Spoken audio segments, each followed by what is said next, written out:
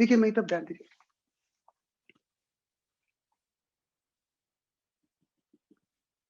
मेरे पास ये thin wire दिया हुआ, देखो जैसे ही उसने बोल दिया ना थिन वायर,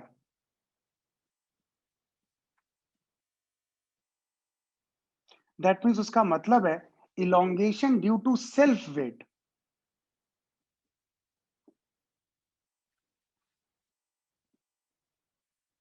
सेल्फ वेट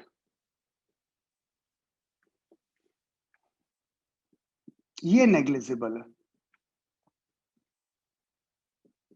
खुद के कारण कोई इलोंगेशन नहीं होता, क्योंकि जहां पर भी हमने सेल्फ वेट की बात की वहां पे हमने बोला है कि हैवी स्ट्रिंग, हैवी रोप, इस तरीके का टर्म यूज किया। अब मैंने जब इस केस की बात करें तो हमने क्या किया, यहां पर एक इस तरीके से ये एक पैन है और इसमें हम वेट रख सकते हैं, 1 ग्राम, 2 ग्राम, 3 ग्राम, ये हमारे पास यहाँ पर हम वेट प्लेस कर सकते हैं। हम यहाँ पे वेरिएबल वेट है, हम 1 ग्राम, 2 ग्राम, 3 ग्राम कुछ भी यहाँ पर रख सकते हैं स्पैन के ऊपर। बताओ जैसे हम वेट बढ़ाते जाएंगे, बताओ क्या इसका इलोंगेशन बढ़ता जाएगा, एफ एक तरीके से बढ़ रहा होगा। तो जब हम इस पे वेट को रखते गए ना, तो हमने क्या किया, हमने साथ ही साथ एक ग्राफ बनाने की कोशिश की। हमने यहां पर स्ट्रेस, अब बेटा ये कौन सा स्ट्रेस होगा, लीनियर है ना तो लॉन्गिट्यूडनल होगा। हमने स्ट्रेस और स्ट्रेन के ग्राफ की बात की। हम यहाँ पे एक ग्राफ बनाने लगे, साथ ही साथ हम स्ट्रेस और स्ट्रेन का एक ग्राफ बना रहे हैं। बट अभी समझिएगा, अभी कुछ नोट मत करिएगा आप लोग, ठीक। हम इस तरीके से एक ग्राफ बना लें और हम इसको जीरो से वेट स्टार्ट किया और जीरो से हमने ग्राफ को बनाना स्टार्ट किया। अब इस जब ग्राफ को मैंने बनाया तो हमने क्या देखा, हमारे पास पहले स्टार्टिंग में graph straight line passing through origin हमें मिला और ये आपका एंगल कितना था, 45।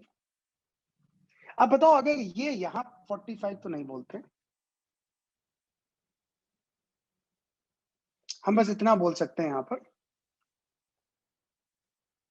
कि वे बराबर तो नहीं है ना, कि यहां पर हमें एक स्ट्रेट लाइन मिली, ये स्ट्रेट लाइन, और अगर ये स्ट्रेट लाइन है तो इसका मतलब है कि यहां पर ये कोई थीटा हुआ। अब बताओ स्ट्रेट लाइन का यही तो मतलब हुआ कि हमारे पास स्टार्टिंग में, बेटा पहले समझ लीजिएगा फिर एक साथ नोट कर लीजिएगा। स्टार्टिंग में हमारे पास अगर ये पॉइंट ओ है और इस पॉइंट को मैं नाम ए दे रहा हूं, तो ये ओ ए से लेके ए वाला जो रीजन है, ये वो रीजन है जहां पर stress is directly proportional to strain है आपके पास। मतलब अगर मैं इसके रेशियो की बात करूं तो y इज इक्वल टू, यही तो स्ट्रेस अपॉन स्ट्रेन, बताओ यही तो स्लोप होता है आपके पास, बताओ ये tan थीटा हो गया। तो मतलब अगर जो ये ग्राफ अगर कभी भी आपके पास दिया जाए तो यहां पर ये जो थीटा है, बताओ ये tan थीटा किसको रिप्रेजेंट करता है, वो tan थीटा बताओ किसको रिप्रेजेंट कर रहा है, बताओ वो यंग्स मॉडुलस को ही तो रिप्रेजेंट कर रहा है। किसको रिप्रेजेंट कर रहा है बच्चा, यंग्स मॉडुलस को। तो हम tan थीटा को कंपेयर, लेकिन अब ऐसा है नहीं है कि लगातार नहीं, ये ए तक है, सिर्फ ए को हम लोग बोलते हैं इस पर्टिकुलर, ये हमारा वो लास्ट लिमिट है जहां तक हमें ये प्रोपोर्शनल रहता है, stress is directly proportional to strain. तो एक तरीके से हम इसको बोल देते हैं this is the point of proportional limit, इसके आगे ये नहीं होगा। तो ये जो ए पॉइंट आपका क्या कहलाता है, इस ए पॉइंट को हम लोग नाम देते हैं this is the point of proportional limit, ये यहां तक प्रोपोर्शनल हुआ, ठीक। अब जैसे ही मैं इसके आगे गया, बेटा इसके आगे जाने पे देखो ग्राफ नॉन लीनियर हो गया, ये ग्राफ आपके पास क्या हो गया, नॉन लीनियर ग्राफ हुआ, हम बी तक गए। इस बी के ग्राफ को देखो, ये नॉन नॉन लीनियर ग्राफ है। अब अगर मैं यहां पे बात करूं, ए से बी की बात करूं, ए से बी, ये आपके पास ग्राफ कैसा होगा, this is the non linear variation.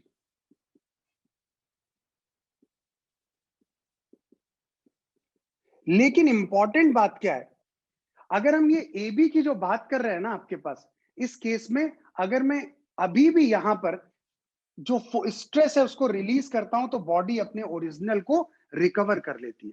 मतलब जो आपके पास ओ से लेके बी तक ये दिया हुआ है ना, ये आपका ये विद इन इलास्टिक लिमिट है।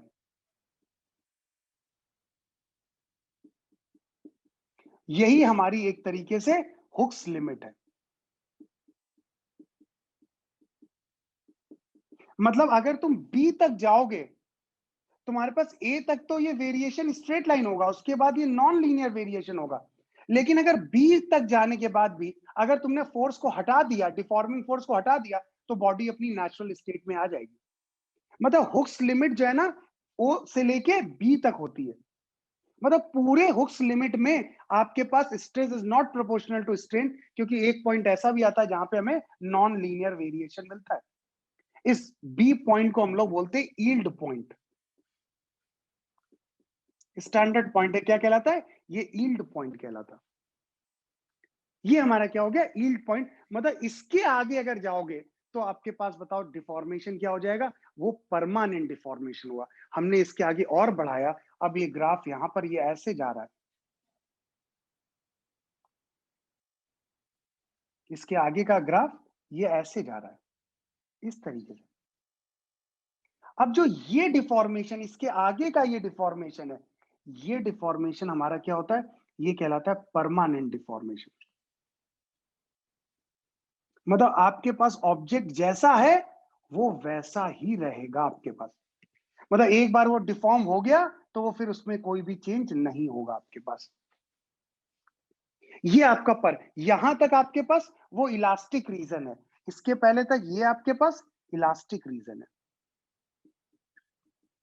कि आप अगर उसको फोर्स हटाओगे तो दोबारा आपके रिकवर कर लेगा। लेकिन इसके आगे ये आपका परमानेंट डिफॉर्मेशन होगा। अब परमानेंट डिफॉर्मेशन में यहां पर आपके पॉइंट सी होता है, ये सी पॉइंट कहलाता है फ्रैक्चर पॉइंट। मतलब यहां पर जैसे ही आप आओगे तो आपका बताओ ये क्या होगा? ये मटेरियल ब्रेक कर जाएगा, यहाँ पर ये वायर कहीं ना कहीं से ब्रेक कर जाएगा, क्योंकि उससे ज्यादा नहीं ले। तो बेसिकली वो जो आपके पास है वो एक तरीके उसकी ब्रेकिंग स्ट्रेंथ है, कि उससे ज्यादा अगर स्ट्रेस आप लगाओगे तो आपके पास बताओ क्या हो जाए? वो ब्रेक कर जाएगा आपके पास। अब देखो इस ब्रेक फ्रैक्चर पॉइंट से इंपॉर्टेंट एक और पॉइंट होता है, जो ये टॉप मोस्ट वाला पॉइंट होता है, इसे डी पॉइंट बोलते हैं, जिसे हम बोलते हैं अल्टीमेट पॉइंट। देखो इस अल्टीमेट पॉइंट को जरा सभी लोग ध्यान से समझिए। मैं इसको थोड़ा सा ऐसे बना देता हूं। देखो अल्टीमेट पॉइंट के बाद देखो तुम्हारे पास हम स्ट्रेस को कम कर रहे हैं। स्ट्रेस देखिए क्या हो रहा है? कम हो रहा है। बट स्टिल बताओ स्ट्रेन क्या हो रहा है? वो आपका लगातार बढ़ रहा है। अल्टीमेट पॉइंट के बाद अगर देखो हम क्या कर रहे हैं, यहां पर हम स्ट्रेस को कम कर रहे हैं, बट बताओ लगातार स्ट्रेन फिर भी क्या हो रहा है? बढ़ रहा है आपके। मतलब ये जो रीजन है, इस रीजन में जो मटेरियल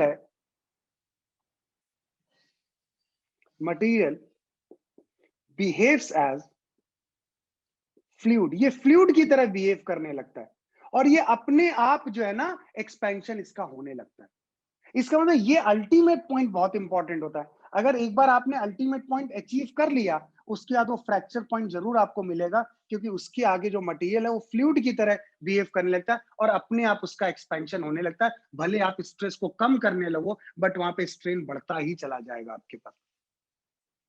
तो परमानेंट डिफॉर्मेशन में भी हमारे पास ये पॉइंट बहुत इंपॉर्टेंट होता है, क्योंकि इसके बाद जो है ना, अगर आप अल्टीमेट पॉइंट तक पहुंच गए तो उसके बाद फ्रैक्चर पॉइंट आपको मिलना ही मिलना है, क्योंकि उसके बाद ये मटेरियल फ्लूइड की तरह बिहेव करेगा, उसका सेल्फ एक्सपेंशन होने लगेगा। जैसे फ्लूइड अपने आप स्प्रेड होने लगता है, वैसे ये भी यहाँ पर आपका स्प्रेड होने लगेगा। तो अगर हमें इसे सेफ रखना है, हमें चाहते हैं कि ये ब्रेक ना करे, तो हम लोग जो है ना इसको किसके पहले तक रखते हैं? हम अल्टीमेट पॉइंट के पहले तक ही यहाँ पे रखते हैं।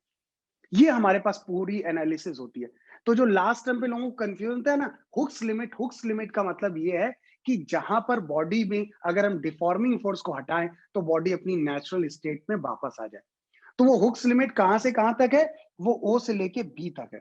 लेकिन विद इन हुक्स लिमिट हर जगह पे आपके पास यंग्स मॉडुलस की डेफिनेशन वैलिड नहीं है। यंग्स मॉडुलस की डेफिनेशन कहां तक वैलिड है? वो ओ से लेके ए तक ही वैलिड है। क्योंकि ओ से ए तक ही stress is directly proportional to strain है। इसके आगे देखो ये कर्व मिल जाता है, ये बात है कि ये इलास्टिक रीजन है, बट यहाँ पर stress is not directly proportional to strain आपके पास। पहले तो मेरी बात सभी को समझ में आई, ये पूरा वेरिएशन सभी को समझ में आया? पक्का? बेटा कंप्लीट करिए, जैसे सारे पॉइंट वहां पर मेंशन करिए।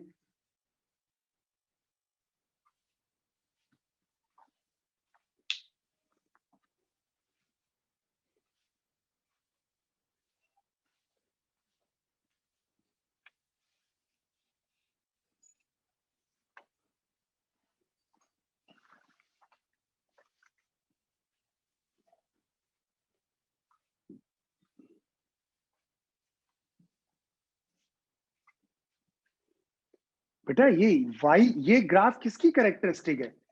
ये आपकी मटेरियल की प्रॉपर्टी होती है ना, तो हर मटेरियल के लिए ग्राफ अलग अलग होगा।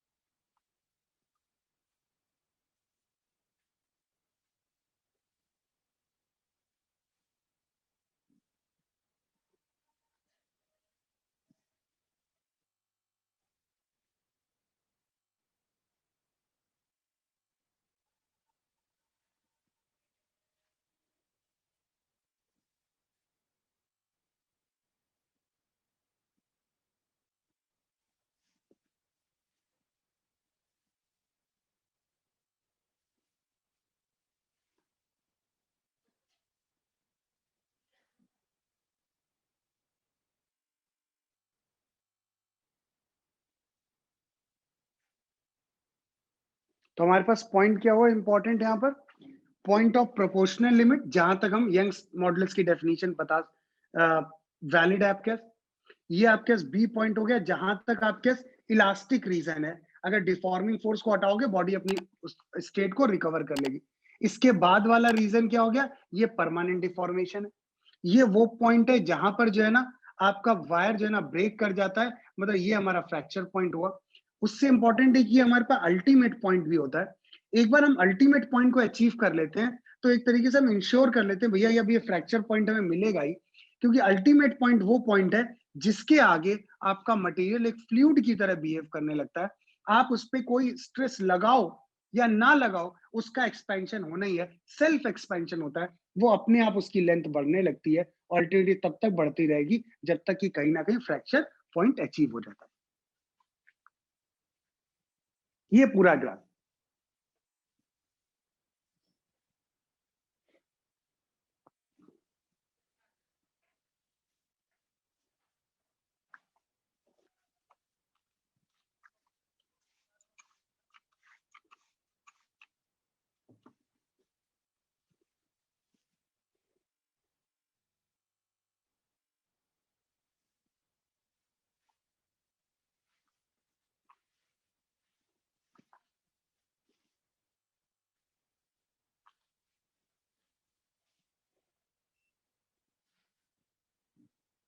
हाँ बेटा, ये ए से बी आपका जो है ये नॉन लीनियर वेरिएशन है, बट ये आपका इलास्टिक रीजन में ही लाई कर रहा है।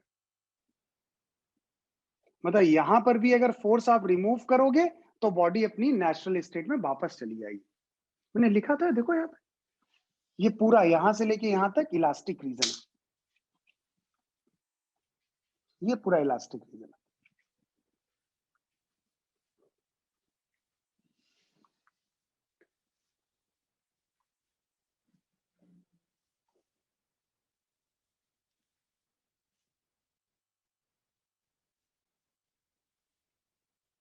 और ये जो जहां पर परमानेंट डिफॉर्मेशन होता है, इसी को हम लोग बोलते हैं, टर्म एक देते हैं प्लास्टिक रीजन।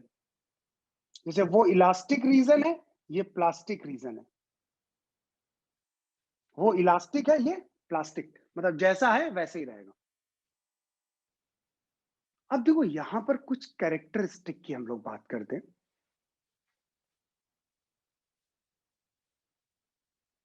अगर हम, अरे बेटा फ्रैक्चर पॉइंट वो जहां पर ये जब इस पे वेट बढ़ाते जाओगे तो एक टाइम ऐसा आएगा जब ये वायर कहीं से ब्रेक कर जाएगा, तो जहां पे ब्रेक कर गया वही आपका फ्रैक्चर पॉइंट हो गया।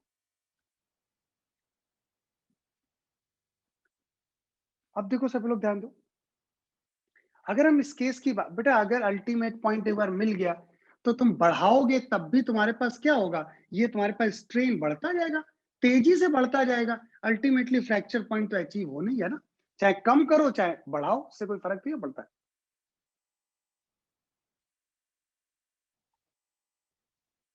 अब देखो सभी लोग मेरी तरफ बेटा ध्यान दीजिए, अब यहाँ पर कुछ करेक्टरिस्ट, मतलब ये ग्राफ मैंने क्यों पढ़ा, इसका रीजन है क्योंकि यहाँ पर कुछ क्वेश्चन आते, उसके करेक्टरिस्टिक पे क्वेश्चन आते। अब देखो यहाँ पे क्या क्या करेक्टरिस्टिक होती है, हम लोग सबसे पहले बात करते हैं, एक प्रॉपर्टी होती है डक्टिलिटी।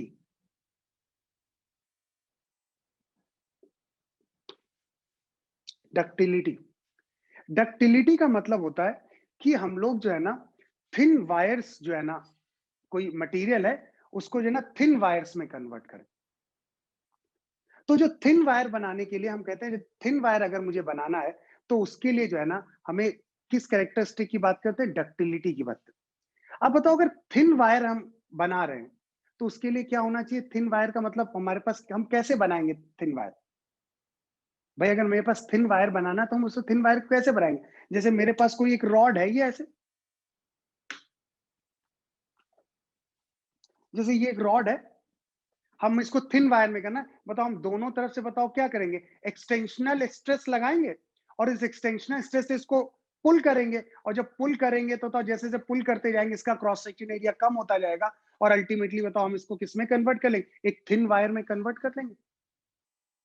तो अगर मैं थिन वायर में कन्वर्ट कर रहा हूं तो मैं तो यही चाह रहा हूं ना कि वहां पर परमानेंट डिफॉर्मेशन मिले, क्योंकि परमानेंट डिफॉर्मेशन मिलेगा तभी तो थिन वायर होगा। अगर वो इलास्टिक रीजन मेरा, तो जैसे तुम फोर्स हटाओगे फिर से दोबारा नेचुरल स्टेट में आ गया। इसका मतलब अगर मुझे थिन वायर चाहिए तो मुझे परमानेंट डिफॉर्मेशन में चाहिए। तो दैट मीन डक्टिलिटी की बात करें, डक्टिलिटी आपको देखो लेक्चर शीट में आपको दिया हुआ है, this is the property of a material by which it can be pulled into thin wires. अब अगर थिन वायर्स की अगर मैं बात करूं तो उसके लिए देखो यहां पर ये स्ट्रेन,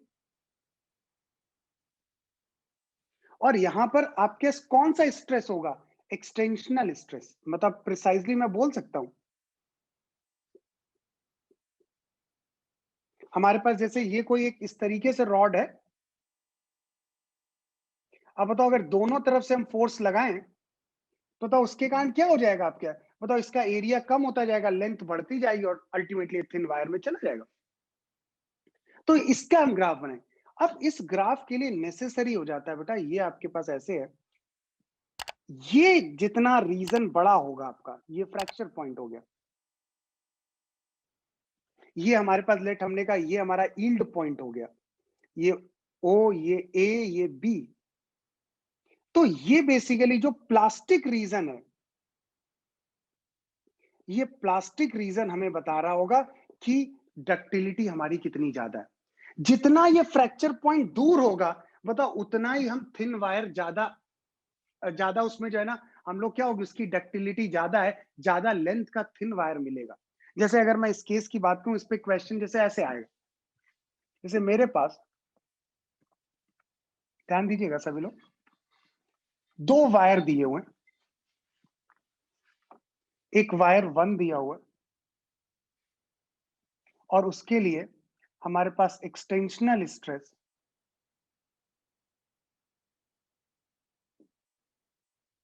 वर्सेस स्ट्रेन, ये ग्राफ दिया हुआ है।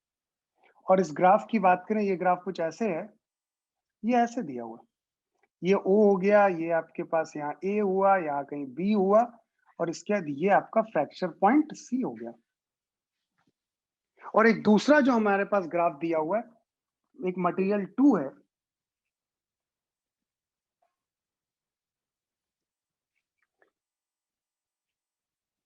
उसके लिए एक्सटेंशनल स्ट्रेस वर्सेस स्ट्रेन की बात करें तो उसका ग्राफ ये ऐसे दिया हुआ है, और ये ग्राफ ऐसे कुछ है, ये आपकी ग्राफ कुछ ऐसे दिया हुआ। अब बताओ ये O हो गया, ये यहाँ कहीं A है, ये यहाँ B है और ये इसका जो है ना C पॉइंट दिया हुआ। अब बताओ इसका जो आपके पास प्लास्टिक रीजन है, देखो ज्यादा बड़ा रीजन है, और इसका अगर मैं प्लास्टिक रीजन की बात करूं तो इसका plastic region small plastic region है। मतलब हम यहां पर हम ज्यादा अगर लेंथ को इंक्रीज करेंगे तो फ्रैक्चर पॉइंट मिल जाएगा, इसका फ्रैक्चर पॉइंट बहुत दूर है आगे। तो अगर ये मटेरियल 2 है, ये मटेरियल 1 है, तो इसका मतलब ये हमें ये बता रहा है, ये दोनों ग्राफ ये बता रहे हैं जो डक्टिलिटी होगी ऑफ मटेरियल 1 वो कम है as compare to ductility of material 2 आपके पास। तो यहां पर डक्टिलिटी की जब हम लोग बात करते हैं तो हम ये देखते हैं किसका प्लास्टिक रीजन बढ़ा हुआ है। हमें यहाँ पे कोई इंटरेस्ट नहीं है ये ए बी और ओए, इस रीजन से कोई मतलब नहीं है। मुझे जो मतलब है, मुझे ये मतलब है कि हम कितना यहाँ पर परमानेंट डिफॉर्मेशन कर सकते हैं। और परमानेंट डिफॉर्मेशन में जब हम करते हैं तो हमें ध्यान रखना होता है हमें फ्रैक्चर पॉइंट नहीं मिलना चाहिए। तो जितना ये पॉइंट यील्ड पॉइंट से जितना दूर होगा, बताओ वो मटेरियल उतना ही ज्यादा डक्टाइल मटेरियल होगा। तो इसका देखो फ्रैक्चर पॉइंट दूर है, इसका फ्रैक्चर पॉइंट पास है, तो इसलिए इसका जो है ना आपके डक्टिलिटी ज्यादा होगी। वही तो ग्राफ बनाइए, डायग्राम बनाइए सभी लोग। बेटा ये लेक्चर शीट में डायग्राम दिए नहीं है, इसलिए कॉपी में प्रॉपर बनाइए।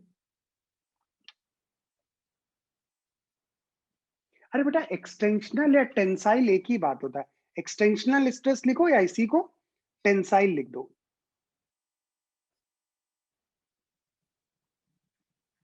ठीक है ना।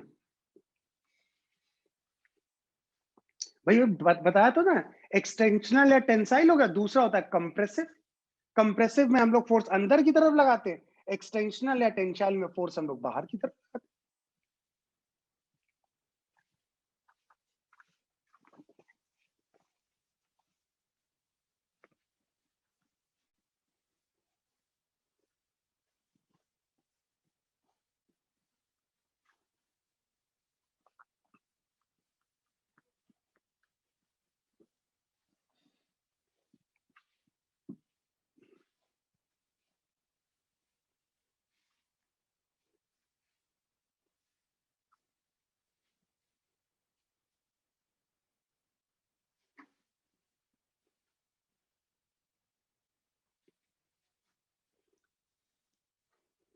देखो दूसरी कैरेक्टरिस्टिक क्या होती है, सेकंड हम लोग बात करें, बेटा मैं तो इसी से काम चला लूंगा, लेकिन आपको बेटा दोबारा से बनाना। हम बात करते हैं मैलिएबिलिटी की बात करते हैं। जैसे हम लोग देखते हैं, जैसे जो ऑर्नामेंट्स बनाए जाते हैं, तो ऑर्नामेंट जनरली क्या होते हैं, गोल्ड या सिल्वर के बनाए जाते हैं। तो गोल्ड सिल्वर, क्योंकि गोल्ड जो है ना आपका हाईली मैलिएबल है, मतलब गोल्ड को हम बहुत थिन शीट में ड्रॉ कर सकते हैं। आप जैसे देखो ना कई स्वीट्स होती है, उसके ऊपर जो है ना लेयर होती है, वो आपकी क्या होती है, सिल्वर की लेयर होती है। वो सिल्वर लेयर क्यों होती है, क्योंकि हम और कोई मटेरियल क्यों नहीं, क्योंकि सिल्वर जो है ना हाईली मेलिएबल है, हम उसकी बहुत थिन शीट यूज कर बना सकते हैं। तो यहाँ पर जब मेलिएबिलिटी की बात करते हैं तो हम लोग यहाँ पर क्या करते हैं, वहां पे वायर्स में ड्रॉ कर रहे थे, यहाँ पे हम शीट्स में ड्रॉ करते हैं। जब मैं मेलिएबिलिटी की बात करता हूं तो हम लोग शीट्स में ड्रॉ करते हैं। शीट्स में कैसे ड्रॉ करते हैं, हम यहां पर अगर बात करें इस केस में, जैसे हमारे पास कोई मटेरियल ये है, बेटा जरा मेरी तरफ ध्यान दो, जैसे ये एक आपके पास, इस केस की बात करें, ये सिचुएशन कुछ ऐसे है,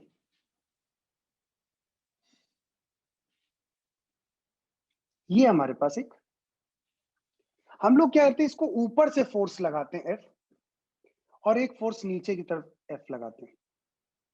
मतलब इसे हम कंप्रेस कर रहे हैं। जैसे मेरे पास कोई भी चीज है, जैसे ये है हमारे पास, अगर मैं इस केस की बात करूं तो इसे ऊपर से और नीचे से हम दोनों तरफ से हम क्या कर रहे हैं, फोर्स लगा के कंप्रेस कर रहे हैं। जब बताओ कंप्रेस करेंगे तो अपने आप बताओ इसकी थिकनेस क्या होगी, कम होने लगेगी।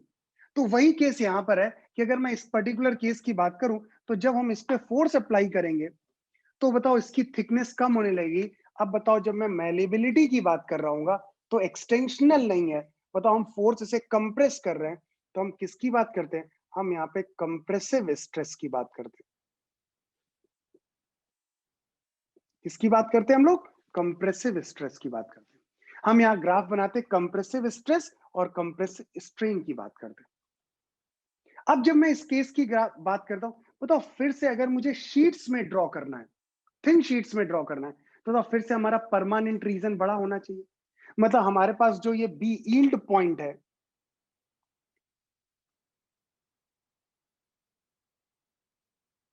जो हमारा ये यील्ड पॉइंट है और ये जो आपके पास है वो फ्रैक्चर पॉइंट है, इन दोनों के बीच का गैप हमारे पास ज्यादा होना चाहिए।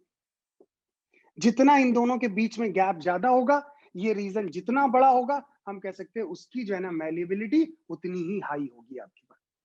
अब जैसे हम इन दो रीजन की बात करें, अब मैं ये दे दूं बस, ये ग्राफ अब जो है ना एक्सटेंशनल नहीं है, ये ग्राफ आपके पास कितना किसका दिया है? कंप्रेसिव स्ट्रेस का दिया हुआ, कंप्रेसिव स्ट्रेस। ये आपके पास स्ट्रेन दिया हुआ है और ये यहां पर ऐसे ग्राफ दिया, ये भी आपके पास जो है ना अब ग्राफ किसका दिया है? कंप्रेसिव स्ट्रेस का ग्राफ दिया हुआ है। और अगर ये कंप्रेसिव स्ट्रेस का ग्राफ दिया हुआ है, तो और ये स्ट्रेन का ये ग्राफ दिया हुआ है। अगर मैं इन दोनों ग्राफ की बात करूं, तो बताओ हमने क्या किया? यहाँ पे देखो, इसका प्लास्टिक रीजन बड़ा, इसका प्लास्टिक रीजन कम है। इसका मतलब बताओ, जैसे यहाँ पे डक्टिलिटी ज्यादा हुई इसकी, मतलब डक्टिलिटी और दोनों का सेम नेचर है, बस डक्टिलिटी में हम टेंसाइल स्ट्रेस की बात करते हैं, और जब हम लोग बात करते हैं मैलिबिलिटी में, तो कंप्रेसिव स्ट्रेस की बात करते हैं। तो यहाँ पर बिलिटी की बात करें, तो बताओ 1 की मैलेबिलिटी कम होगी और 2 की मैलेबिलिटी ज्यादा। बेटा मैंने तो इसी से काम चला लिया, आप लोग बेटा पूरा नोट करिए जल्दी से।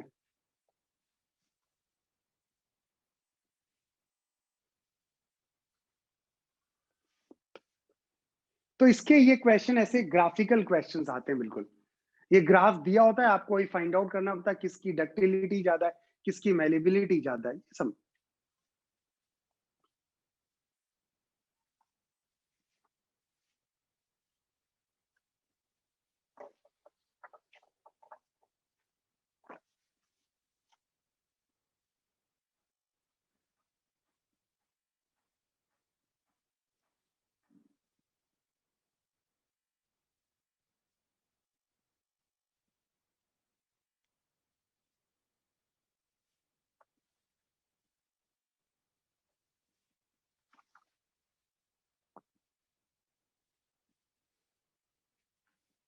बात क्लियर है बेटा?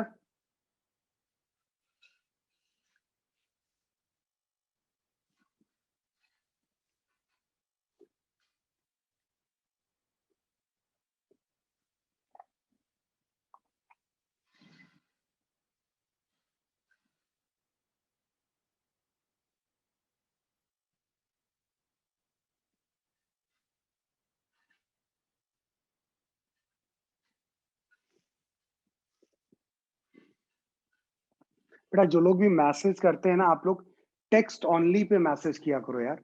आप लोग करियर क्रेव पे कुछ लोगों की क्वेरी पड़ी रहती है बेटा, मैं वो मैसेज नहीं मेरे सामने डिस्प्ले होते, आपका डाउट फिर रह जाएगा, मैं आंसर ही नहीं कर पाऊंगा। अब देखो ध्यान तो सभी लोग, ये बात क्लियर। अब थर्ड हमारे पास होता है डक्टिलिटी मैलिबिलिटी। हम लोग थर्ड की बात करते हैं, ब्रिटलनेस की बात करते हैं, ब्रिटल बिहेवियर की बात करते हैं।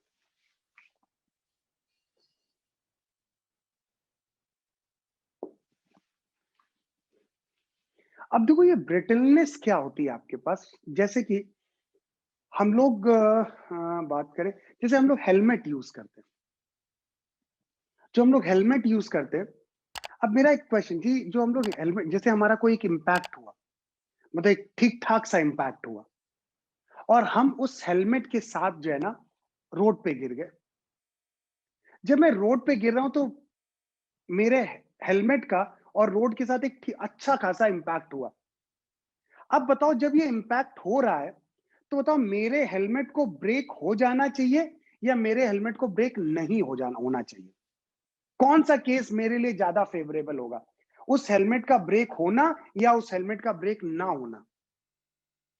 आंसर करो। मेरा क्वेश्चन समझ लो। जैसे मैं जा रहा था बाइक से, किसी चीज से मैं टकराया, और उसके टकराने के बाद मैं गिर गया, और गिरने पे जो मेरा इम्पैक्ट हुआ वो रोड के साथ मेरा हेड का इम्पैक्ट हुआ, बट मैंने हेलमेट लगाया हुआ था। तो एक तरीके से हेलमेट और रोड का इम्पैक्ट हुआ। तो जब हेलमेट और रोड का जो इम्पैक्ट हुआ, तो उस इम्पैक्ट में मेरे हेलमेट को ब्रेक होना चाहिए या नहीं होना चाहिए? कौन सा फेवरेबल होगा यार, बताइए।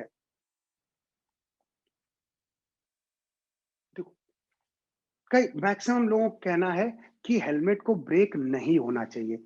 गलत बात है, हेलमेट को ब्रेक हो जाना चाहिए। कई बार लोग होते हैं, बताओ इम्पैक्ट हुआ है, मेरा हेलमेट ही टूट गया यार, कैसा हेलमेट था ये? अगर आपका हेलमेट ब्रेक नहीं हो रहा है, तो ये गलत बात है। अगर आपका हेलमेट ब्रेक हो रहा है, ये सही बात है।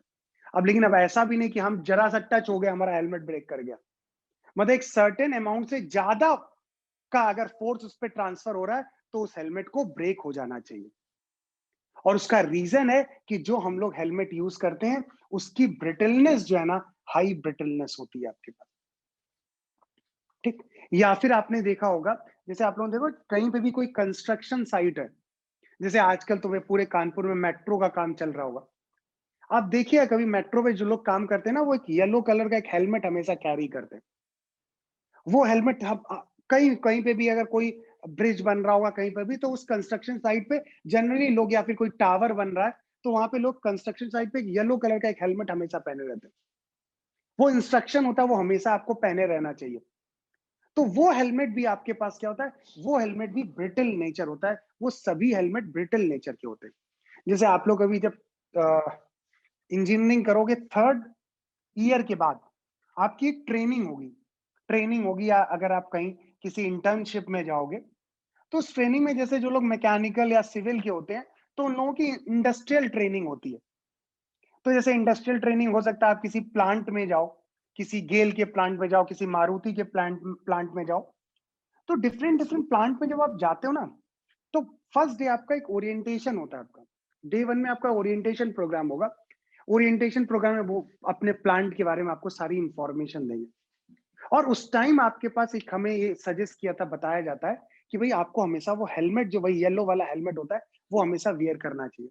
लेकिन भाई उस टाइम तो हम लोग नए नए इंजीनियर होते हैं, वो हेलमेट जिस रूम में पड़े होते हैं, इतनी गंदी हालत में होते हैं, तो हमें लगता है क्या इसे लगाना है। हम कहते हैं नहीं लगाना है यार। लेकिन जैसे ही वो ओरिएंटेशन प्रोग्राम आपका खत्म होगा ना, उसका जो जनता सबसे पहले भाग के वही हेलमेट को ढूंढती है कि भैया एक हेलमेट हमें जरूर मिलना चाहिए। अब देखो उस हेलमेट की इंपॉर्टेंस को समझिए, क्यों वो हेलमेट बहुत इंपॉर्टेंट होता है, और क्यों आपका कोई भी इंपैक्ट होता है तो उस केस में आपका हेलमेट ब्रेक होना चाहिए, इस बात को समझिए। देखो क्या होता है, ये जितने भी कंस्ट्रक्शन साइट्स होती हैं, या फिर जितने भी आपके पास प्लांट होते हैं, काफी हाइट पे प्लांट होते हैं सब। ठीक। अब जैसे जो आपका मारुति का प्लांट है, किसी कार का मैन्युफैक्चरिंग प्लांट है, तो वहां पर एक हाइट पे रेल्स होती हैं सारी, उसमें सारी चीजें मूव कर रही होती हैं। तो वहां पर अगर एक छोटा सा भी नट उस हाइट से अगर गिरता है, तो इतनी ज्यादा हाइट होने का उसका अच्छा खासा मोमेंटम होता है। अब अगर अगर मैं बात करूं, जैसे ये एक कोई बंदा है और इसने ये हेलमेट पहन रखा है। ठीक। अब अगर वो नट, एक छोटा सा नट की बात कर रहा हूं, जो इतनी हाइट से आता है, उसका मोमेंटम इतना ज्यादा होता है, जैसे ये नट इससे टकराया, और आपका जो ये हेलमेट है, अगर ये ब्रिटल नेचर इसका नहीं हुआ, मतलब ये हेलमेट ब्रेक नहीं हुआ, तो अल्टीमेटली क्या होगा भाई, इसमें डिफॉर्मेशन होगा। और ये डिफॉर्मेशन कुछ इस तरीके से डिफॉर्मेशन होगा।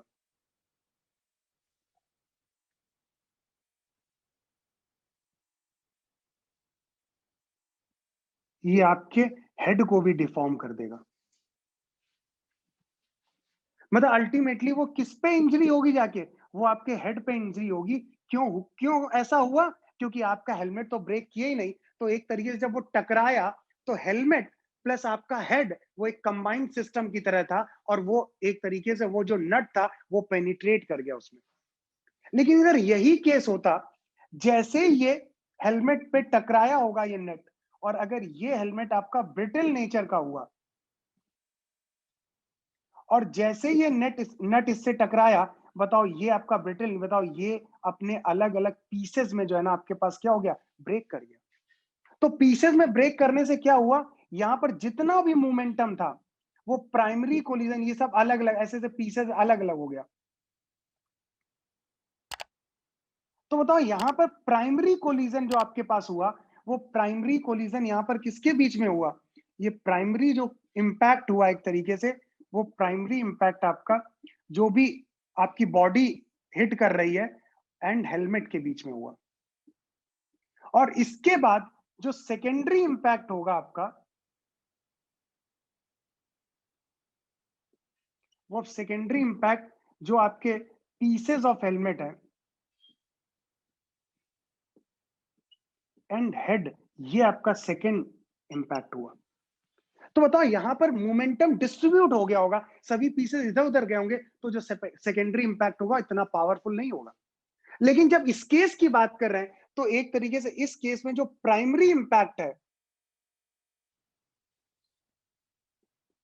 वो जो भी फ्री फॉलिंग बॉडी है और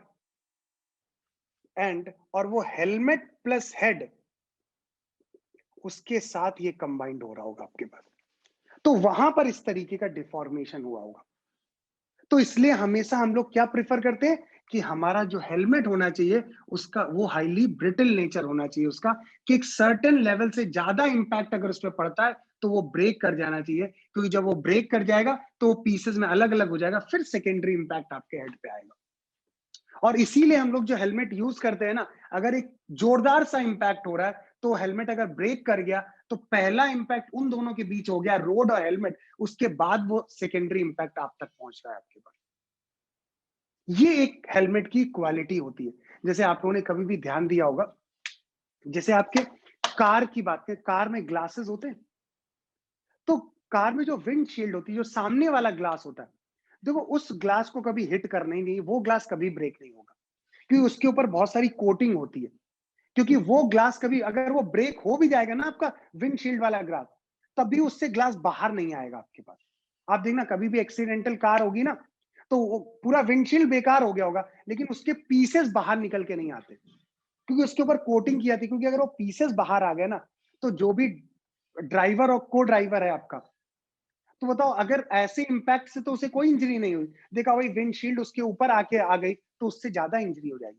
तो इसके ऊपर कोटिंग होती है, तो सामने वाले ग्लास को कभी ब्रेक करने की कोशिश नहीं करनी चाहिए। लेकिन जो आपके ये गेट वाले जो ग्लास होते हैं आपके, विंडो जो होते हैं, विंडो ग्लास जो आपके होते हैं, ये ब्रिटल होते हैं, हाईली ब्रिटल होते हैं। आप देखो कभी भी कार में जरा सा इंपैक्ट, एक साइकिल का थोड़ा सा हैंडल भी लग जाता है ना, पूरा का पूरा ग्लास ब्रेक करता है। और ध्यान देना हमेशा, जब भी आपके जो विंडो वाला ग्लास है ना, जब ब्रेक करेगा ना, वो छोटे छोटे पीसेस में ब्रेक करता है। कभी भी आप देखना, छोटे छोटे पीसेस में ब्रेक करता है। छोटे छोटे पीसेस में इसलिए ब्रेक करता है क्योंकि वो ब्रिटल नेचर होता है उसका, हाईली ब्रिटल ग्लास होता है वो आपका। वो हाईली ब्रिटल ग्लास इसलिए होता है कि अगर कुछ भी इंपैक्ट होता है, तो अगर भाई ग्लास नहीं ब्रेक किया, ग्लास इस तरीके से कुछ हो गया, ऐसा ग्लास हो गया, अब देखा जो कोई सरवाइव कर भी गया, इंपैक्ट क्या है, वो इसके ऊपर गिरा तो ऊपर पहुंच गया वो। और अगर ये आपके पास इस छोटे छोटे पीसेस में ब्रेक होगा ग्लास, तो बताओ उसका सेकेंडरी इंपैक्ट कुछ होगा ही नहीं किसी के ऊपर। तो इसलिए जो आपके पास जो विंडो में ग्लास होते हैं ना, ये चारों ग्लास ब्रिटल नेचर होता है इनका, कि अगर आपको कभी भी कार से इवैक्यूएट करना है, बाहर निकलना है, तो आप आसानी से उस ब्रेक ग्लास को क्या करते हो, आप कभी देखना जो आपका पीछे कार के पीछे हेडरेस्ट होता है ना, आप हेडरेस्ट को रिमूव कर लो, देखो उसमें बड़े पॉइंटेड एज होते हैं, जो बहुत पॉइंटेड होते हैं, वो इसीलिए पॉइंटेड किए जाते हैं कि अगर आपको कार से इवैक्यूएट करना है तो उन पॉइंटेड एज को बस उस विंडो वाले ग्लास पे हिट करो, वो छोटे छोटे पीसेस में ग्लास ब्रेक कर जाएगा, आप तुरंत बाहर आ जाओ। ये हमारे पास, तो बेसिकली वहां पे हम किस बिहेवियर की बात करते हैं, हम लोग वहां पे ब्रिटल बिहेवियर की बात करते हैं। तो ब्रिटल बिहेवियर में जो फ्रैक्चर पॉइंट होता है वो very close to yield point होता है आपके पास, मतलब यहाँ जस्ट अपोजिट होता है आपके पास। तो अगर मैं ब्रिटलनेस की बात करूं, तो इस पर्टिकुलर केस में हम लोग यहाँ क्या करते हैं, ये ग्राफ आपके साथ ऐसा हुआ और ये ग्राफ इस तरह, ये गैप बहुत कम होता है, ओ ए बी, ये बहुत क्लोज होता है आपके पास, जो आपके प्लास्टिक डिफॉर्मेशन है, ये आपका फ्रैक्चर पॉइंट जितना क्लोज होगा यील्ड पॉइंट का, हम कहेंगे उसकी ब्रिटलनेस उतनी ही ज्यादा होगी, उतना ही क्विकली जो है ना वो ब्रेक कर जाएगा। जबकि डक्टिलिटी और मेलेबिलिटी में कहानी बिल्कुल दूसरी होती थी, कहानी बिल्कुल डिफरेंट होती थी आपके। तो जब भी हम हेलमेट की बात करते हैं, तो हेलमेट आपके हमेशा किस मटेरियल के बनाए जाते हैं? वो हमेशा ब्रिटल बिहेवियर के बनाए जाते हैं, कि उनका नेचर ब्रिटल नेचर होता है, कि एक सर्टेन इम्पैक्ट से ज्यादा इम्पैक्ट जैसे ही पड़े, तुरंत वो आपका मटेरियल क्या होना चाहिए? ब्रेक कर जाना चाहिए। उसमें कोई भी आपका एक्सपेंशन नहीं होना चाहिए, उसमें कोई भी इलोंगेशन नहीं होना चाहिए, वो तुरंत ब्रेक कर जाए। क्योंकि अगर इलोंगेशन हुआ, अगर डिफॉर्मेशन हुआ, तो वो इस तरीके का इफेक्ट आपको मिल रहा होगा, और हम नहीं चाहते होंगे यार, ऑब्वियस बात ऐसा है। तो इसलिए हमेशा वो क्या होना चाहिए? छोटे-छोटे पीसेस में ब्रेक करना चाहिए। पहले तो मेरी कहानी से सभी लोग सहमत हो? तो अगर एक का मेरे पास ये ग्राफ है, दूसरा ग्राफ कुछ ऐसा ग्राफ है, तो अब किसका कौन ज्यादा ब्रिटल होगा? ये ज्यादा ब्रिटल होगा as compare to this graph. बेटा जो डायग्राम आपको बनाने जल्दी से बना लीजिए।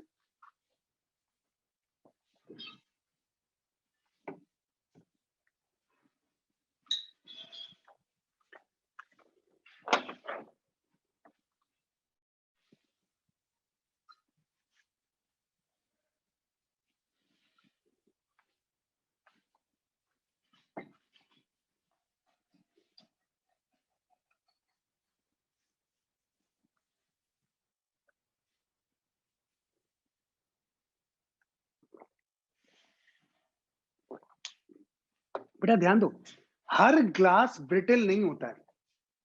आपके घर पे अगर कोई ग्लास होगा ना, आप उस ग्लास को ब्रेक करोगे ना, तो ग्लास जो है ना आपका पीसेस में नहीं ब्रेक होगा। आपके घर में जो विंडो में ग्लास लगे होंगे ना, वो ग्लास अगर ब्रेक करोगे ना, तो वो क्रैक पड़ेगा। अब आप देखिए, कभी भी कोई आपके घर पे विंडो में ग्लास होगा ना, और आप उसमें कोई इम्पैक्ट करोगे ना, तो वो ग्लास जो है ना पीसेस में ब्रेक नहीं होगा, उसमें क्रैक पड़ जाएंगे। लेकिन जो आपका विंडो, ये ग्लास, हम कार के विंडो की ग्लास की बात कर रहे हैं, इसमें कभी भी जो है ना इस तरीके से जो है ना कोई भी आपके ये नहीं आते, आप क्रैक नहीं आते। वो ग्लास एक जैसे होगा एकदम से ब्रेक कर जाएगा, क्रैक नहीं आपको उसमें मिलेगा। क्योंकि वो वाला ग्लास जो है ना वो आपका ब्रिटल ग्लास, वो नॉर्मल ग्लास नहीं है। जो नॉर्मल ग्लास, जैसे नॉर्मल, जैसे मैं ये ग्लास यूज कर रहा हूँ, तो ये एक नॉर्मल ग्लास है। मैं अगर इसको नीचे गिराऊंगा, तो ये जब ग्लास ब्रेक होगा ना, तो ये ग्लास ऐसे ब्रेक होगा, ऐसे, इस तरीके से। मैं ये पीसेस में नहीं, छोटे छोटे पीसेस में नहीं ब्रेक होगा, क्योंकि इसकी जो है ना ब्रिटलनेस कम है। ये जो है ना डिफरेंट मटेरियल है, इसकी ब्रिटलनेस को हमने हाई किया हुआ है, इसलिए छोटे छोटे पीसेस में ब्रेक हो रहा है। बात सभी को क्लियर है ना? अरे हाँ ना, कुछ तो बोला करो यार आप लोग।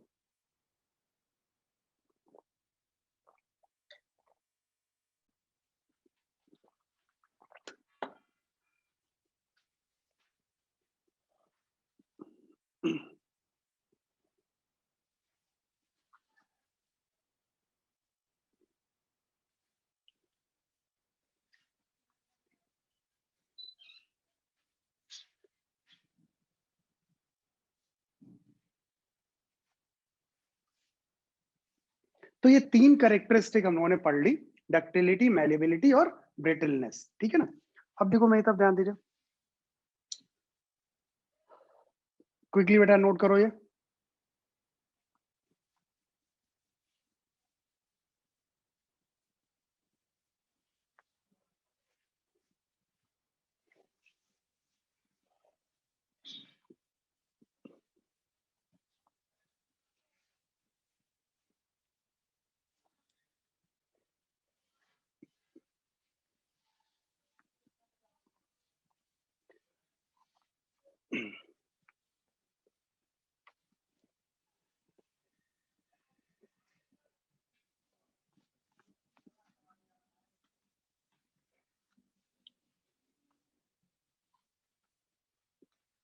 अब देखो हम लोग एक केस और की बात कर रहे हैं। हमारे पास कुछ मटेरियल होते हैं, मटेरियल्स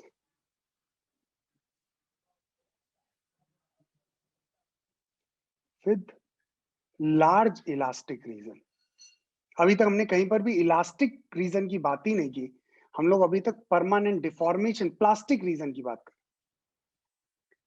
अब मटेरियल्स की बात करते हैं जिनका इलास्टिक रीजन बहुत ज्यादा होता है।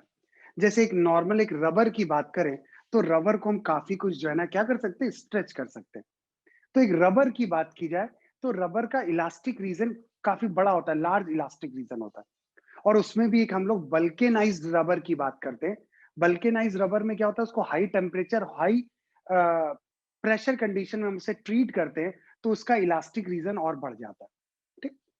तो यहाँ पर हम उस केस की बात करें जहां पर इलास्टिक रीजन आपका बहुत ज्यादा है, बड़ा एक इलास्टिक रीजन।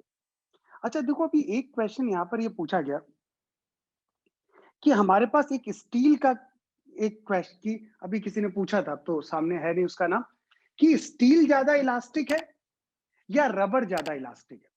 मतलब किसकी इलास्टिसिटी ज्यादा है, रबर की या स्टील की? आंसर करो बेटा जो आप लोग।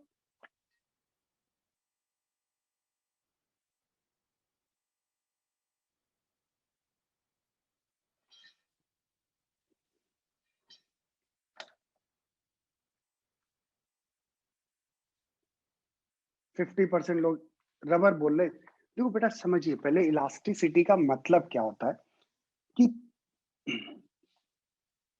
समझिए,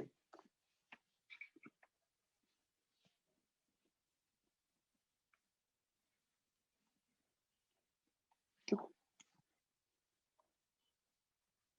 यहां पर इलास्टिसिटी का मतलब ये नहीं है कि किसमें कितना ज्यादा डिफॉर्मेशन हो रहा है। ऐसा हमें लगता है कि हम रबर को तो बहुत आसानी से डिफॉर्म कर सकते हैं, तो रबर ज्यादा इलास्टिक हुई एक तरीके से स्टील। ये इलास्टिक का मतलब ही नहीं होता है।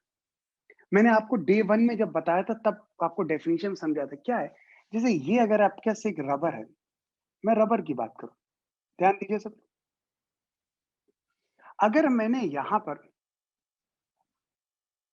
ये रबर की लेंथ को मैंने एल से एल प्लस डेल्टा एल बढ़ाया by applying F deforming force.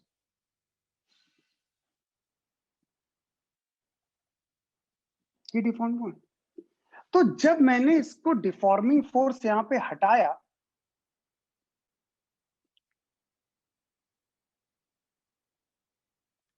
तो ये एल प्लस डेल्टा एल,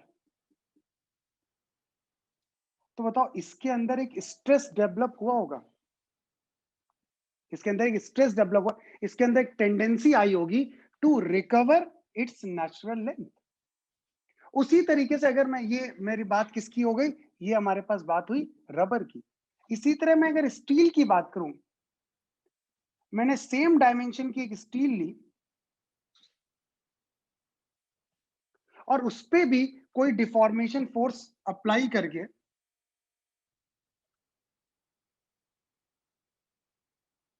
हमने यहां पर भी सेम डिफॉर्मेशन किया।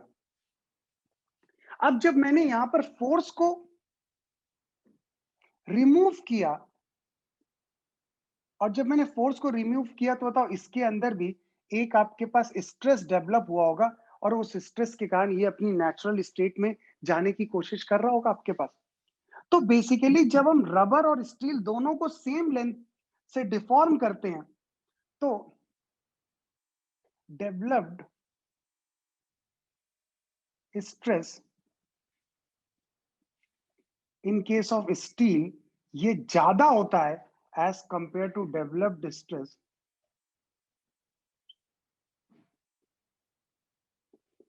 इन आपके पास रबर रॉड की बात करें। इसका मतलब यहां पर स्टील और रबर में कौन ज्यादा है, इलास्टिसिटी वो रबर की नहीं, वो आपकी स्टील की ज्यादा होती है। इलास्टिसिटी का मतलब नहीं कि कितनी तुमने लेंथ बढ़ा दी। जब हम इसको कंपेयर करते हैं, हम दोनों को सेम लेंथ से हम डिफॉर्म करते हैं, और डिफॉर्म करने के बाद जब हम फोर्स को रिमूव करते हैं, और रिमूव करने के बाद किसमें स्ट्रेस ज्यादा डेवलप होता है to recover its natural length, वो ज्यादा इलास्टिक होगा। तो इस केस की बात करें, स्टील आपके ज्यादा इलास्टिक होगी एज कंपेयर टू रबर। पहले तो ये बात सभी को समझ में आ गई, कोई डाउट इसमें किसी को? हाँ गगनदीप बेटा बताओ क्या डाउट है। एक सेकंड बेटा, माइक ऑन कर रहा हूं मैं थोड़ा। एक सेकंड बेटा, कहाँ? हाँ माइक ऑन है, बोलो बेटा। सर मेरा डाउट ये है कि सर हम लोग जो है यंग मॉडुलस ऑफ इलास्टिसिटी से कंपेयर नहीं कर सकते कि चेंज इन लेंथ जो है रबर और स्टील में जो है रबर की ज्यादा है तो यंग मॉडुलस उसका कम होगा तो स्टील का यंग मॉडुलस ज्यादा होगा, ऐसे कंपेयर नहीं कर सकते सर? बेटा हमने इलास्टिसिटी की बात की थी, इलास्टिसिटी की डेफिनेशन क्या थी स्टार्टिंग में? Sir tendency to resist the change in original नहीं, position. Tendency to recover its natural position, natural state after removing the deforming force. हम डिफॉर्मिंग फोर्स को जब हटा देते हैं, डिफॉर्मिंग फोर्स को हटाने के बाद जो उसके अंदर एक फोर्स डेवलप हुआ, भाई एक इंटरनली एक फोर्स डेवलप हुआ होगा इसमें, और वो इंटरनली जो फोर्स डेवलप हुआ है वही तो फोर्स इसको नेचुरल स्टेट में वापस लेके जा रहा है। तो वो फोर्स है, वही स्ट्रेस हो गया एक तरीके से। वो स्ट्रेस जिसमें ज्यादा डेवलप होगा, जब उनको सेम स्टेट में हम रख रहे हैं, तो वो हमारे पास ज्यादा इलास्टिक हुआ। बात क्लियर? Okay sir. पक्का ना? कोई डाउट हो तो बताओ। जी सर ठीक, ओके। नोट करिए बेटा।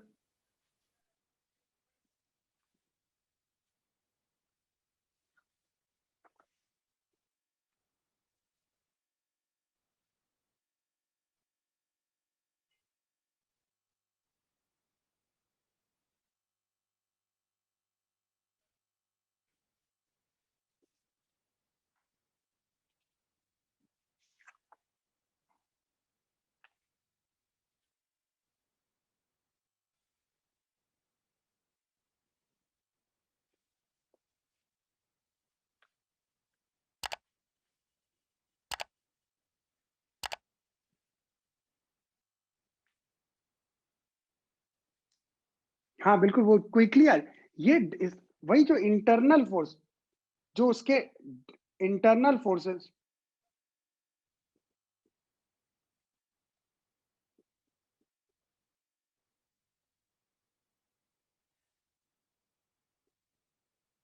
आफ्टर रिमूविंग डिफॉर्मिंग फोर्स,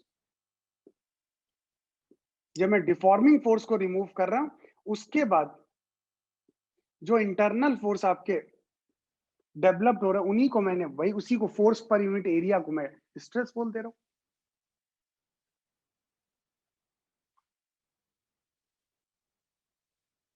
बेटा डिफॉर्मिंग फोर्स कहाँ सेम है? हिमांशु ध्यान दो, यहाँ F1 लिखा, यहाँ F2 सेम कहाँ है?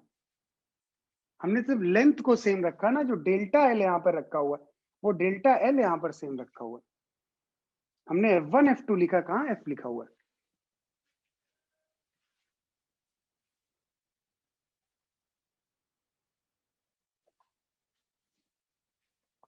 एक इस रबर की लेंथ को 1 सेंटीमीटर इलोंगेट करना और एक स्टील की रॉड को 1 सेंटीमीटर इलोंगेट करना, दोनों में सेम फोर्स यहाँ एक्ट करेगा यार, डिफॉर्मिंग फोर्स अलग अलग होगा। चलिए अब देखिए, ध्यान दिए। अब हम लोग यहाँ पे बात करते हैं, अब मैं इस केस की बात करता हूँ, materials with large elastic region. अब देखो क्या होता है, जैसे रबर की बात की जाए, रबर के अगर ग्राफ की बात की जाए ना बेटा, रबर में देखा जाए, हम एक लिमिट से जैसे ही ज्यादा जाते हैं ना, उसमें जो है ना कोई प्रोपोर्शनल लिमिट होती नहीं है। जनरली हम लोग रबर में भी बल्केनाइज रबर की बात करते हैं। अब देखो बल्केनाइज रबर की बात करें, तो यहां पर इसका इलास्टिक रीजन बहुत ज्यादा होता है। अगर इसका इलास्टिक रीजन बहुत ज्यादा होता है, तो हम जब यहां पर स्ट्रेस और स्ट्रेन की बात करते हैं ना,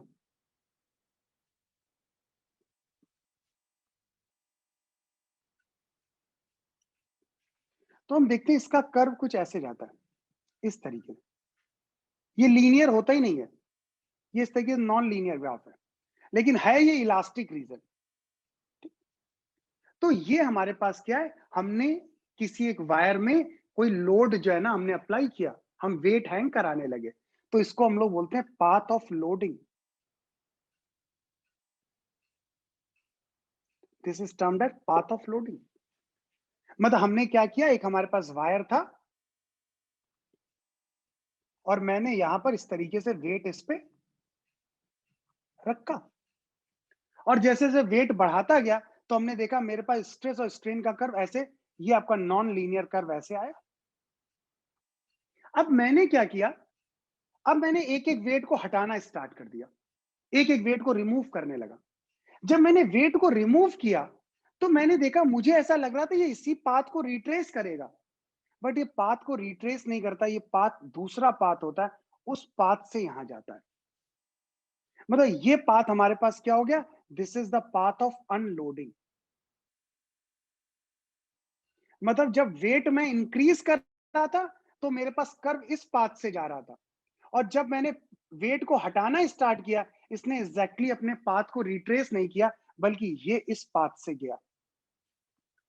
मतलब अगर मैं इस केस की बात करूं तो यहां पर पाथ ऑफ लोडिंग और पाथ ऑफ अनलोडिंग की बात करें तो दोनों हमारे पास, बताओ कैसे पाथ हैं, ये दोनों अलग अलग पाथ दिए हुए हैं, दोनों डिफरेंट पाथ। तो ये हमारे पास किसकी बात करें, हम उन केसेस की बात करें जिनका इलास्टिक रीजन बहुत लार्ज होता है, मतलब उनका जो है ना हमारे पास यील्ड पॉइंट ही बहुत दूर होता है, मतलब उनमें परमानेंट डिफॉर्मेशन आता ही नहीं, जल्दी हमें परमानेंट डिफॉर्मेशन नहीं मिलता है। तो उन केसेस में ग्राफ हमें इस तरीके से मिलता है, लोडिंग और अनलोडिंग का ग्राफ अलग। अब बात करें अगर लोडिंग और अनलोडिंग का ग्राफ अलग से क्या फर्क पड़ता है, देखो फर्क पड़ता है, फर्क यहाँ पे देखो क्या पड़ता है। जैसे अगर मैं स्ट्रेस और स्ट्रेन की बात करूं,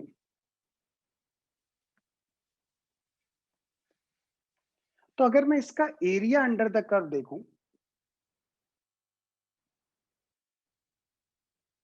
तो एरिया अंडर द कर्व बताओ इसका क्या आ रहा है, ये स्ट्रेस इनटू स्ट्रेन आ रहा है।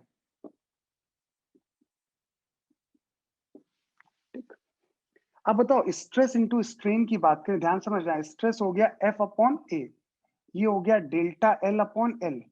बताओ एक तरीके से जो एफ इंटू डेल्टा एल है, बताओ क्या एक तरीके से वॉकडन जैसा है टर्म, देखो एफ इंटू डेल्टा एल एक तरीके से क्या हुआ, वो वॉकडन जैसा है आपके पास। भाई एफ डेल्टा एल क्या हो गया आपका, एफ डेल्टा एल एक तरीके से वॉकडन हुआ। भाई हमने फोर्स एफ की बात करें और उसके कारण डिफॉर्मेशन डेल्टा एल हुआ, तो ये एक तरीके से वॉकडन हुआ। तो अगर मैं यहां पे बात करूं, जब मेरे पास ये पाथ ऑफ लोडिंग और पाथ ऑफ अनलोडिंग की बात करें, दोनों ग्राफ अलग अलग है, तो यहां पर जो ये एरिया अंडर द कर्व है, बताओ एक तरीके से ये वॉकडन को रिप्रेजेंट कर रहा है, और ये एरिया अंडर द कर्व हमारे पास जीरो नहीं है। इसका मतलब ये हुआ कि अगर मैं इस केस में जो एरिया अंडर द कर्व की बात करें, तो बताओ जो भी हमारा वॉकडन है, बताओ वो जब वापस नहीं जा रहा है सिस्टम के पास, तो ये जो एरिया अंडर द कर्व है, बताओ ये जो वॉकडन है वो कहां चला जाएगा, is proportional to total heat generated. ये जो भी वॉकडन है ये किस में चला जाएगा, ये आपके पास हीट के फॉर्म में लिबरेट हो जाएगा। बेटा एक बार मेरी बात को समझना, भाई हमने कहा कि ये ऐसे गया, और ये कर्व अगर इसी पाथ पे आ जाता तो हमारे पास जैसे गए वैसे ही वापस आ गए। लेकिन अब हम यहां से गए और यहां से वापस आए, मतलब मेरे पास ये एरिया मिला, और एरिया ये देखो ये एक तरीके से वॉकडन जैसा है, पूरा वॉकडन नहीं, ये वॉकडन है ये वाला टर्म। तो इसका मतलब ये कर्व का जो एरिया है वो एक तरीके से वॉकडन के प्रोपोर्शनल है। अब ये वॉकडन वापस नहीं जा रहा है, तो बताओ वो एनर्जी जो भी आई वो किस फॉर्म में लिबरेट होगी, वो तो हीट के फॉर्म में ही तो लिबरेट होगी। तो इसका मतलब है कि स्ट्रेस और स्ट्रेन का जो एरिया अंडर द कर्व आएगा वो किसके प्रोपोर्शनल होगा, जो वहां पर हीट जनरेट होगी उसके प्रोपोर्शनल होगा। और इसी एरिया अंडर द कर्व को जो हीट जनरेट होती है, इसी को हम लोग बोलते हैं, नाम देते हैं हिस्टेरेसिस लॉस।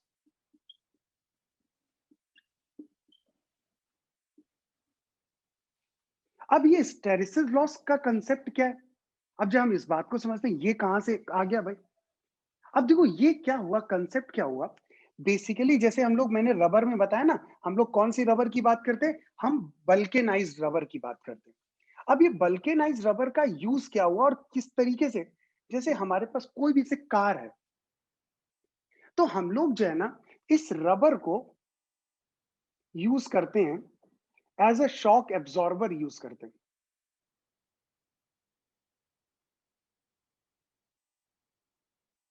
हम कैसे यूज करें, as a shock absorber use करते हैं, समझो। जैसे मेरे पास ये एक रबर शीट है, ध्यान देना, ये एक रबर शीट। अब मैंने कहा कि लेट एक स्प्रिंग जो है ना हमने इसके साथ अटैच की, अब स्प्रिंग में कुछ डिफॉर्मेशन हुआ और इस स्प्रिंग के डिफॉर्मेशन के कारण बताओ ये रबर में भी कुछ डिफॉर्मेशन हुआ।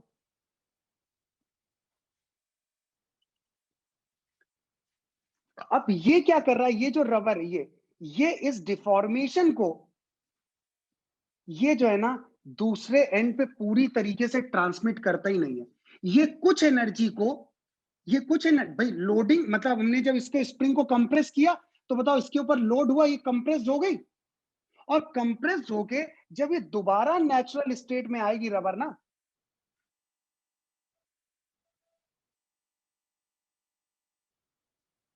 ये दोबारा जब नेचुरल स्टेट में रबर आएगी तो इसने सारा का सारा जर्क जो है ना वो इस एंड पे पहुंचा ही नहीं होगा। उसने कुछ जो है ना एनर्जी खुद एब्जॉर्ब कर ली होगी और जो खुद एब्जॉर्ब एनर्जी होगी ना, कुछ एनर्जी इसने क्या की होगी, एब्जॉर्ब की होगी और वो absorbed energy is liberated in the form of heat और ये हीट के फॉर्म में क्या कर देता है, वो लिबरेट कर देता है और हमारे पास जर्क पूरा पूरा जर्क जो है ना दूसरे एंड पे पहुंचता ही नहीं है आपके पास।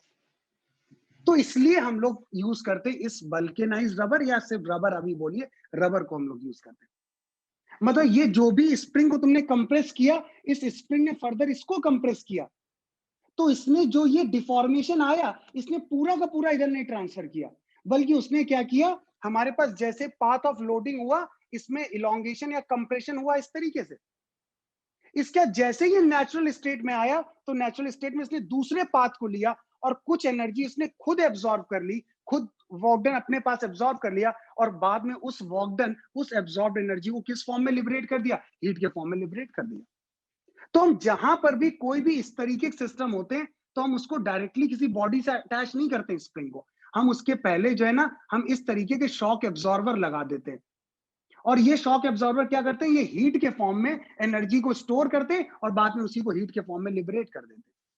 तो ये हमारा एप्लीकेशन होता है शॉक एब्जॉर्बर का, ये हमारे पास मेन एप्लीकेशन है।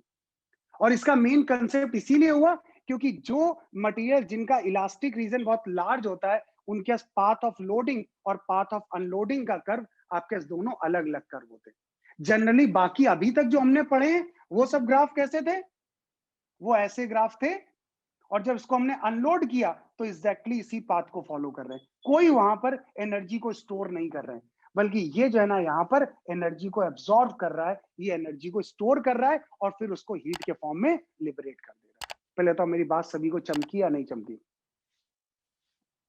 तो ये हमारे पास दूसरा एप्लीकेशन होता है जहां पे हम लोग क्या बात करते हैं, शॉक एब्जॉर्बर की बात करते हैं और उसमें ये इसका एक पूरा पक्का पूरा डायग्राम बनाइए सभी लोग।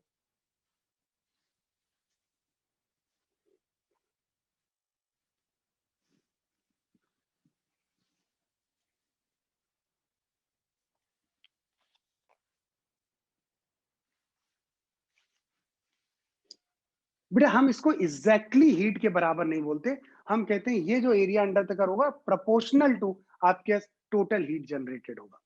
मतलब हम ये नहीं कह सकते कि area under the curve exactly heat के बराबर होगा, हम ये कहेंगे जितना ये एरिया बढ़ता जाएगा उसमें जो है ना हीट जो एब्जॉर्ब होगी, मतलब एनर्जी एब्जॉर्ब होगी वो ज्यादा होगी और उसी प्रोपोर्शन वो हीट को वहां पर क्या हीट जनरेट हो रही होगी आपके पास। ठीक है ना।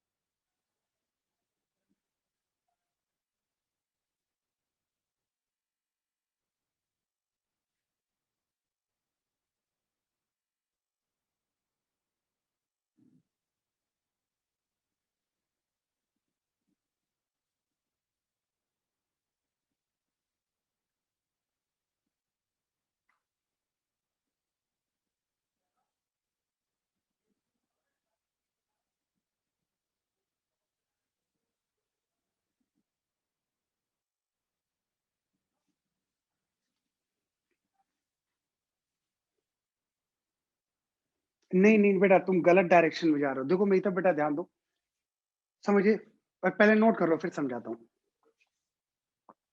चलो बेटा, ये सब समझ लीजिए, ये सब आपको बुक वुक में यार बहुत अच्छे से मिलेगा नहीं। ये सब चीजें वो हैं यार जो एग्जाम में पूछी जाती है। अब अगर सोचो हम किसी बुक से ये सब पढ़ लेंगे तो कुछ बहुत ज्यादा डिटेल में आपको मिलेगा भी नहीं, और पूरी राम कहानी होगी। मैं मेन मेन चीज आपको समझा रहा हूँ, उसको समझ लीजिए।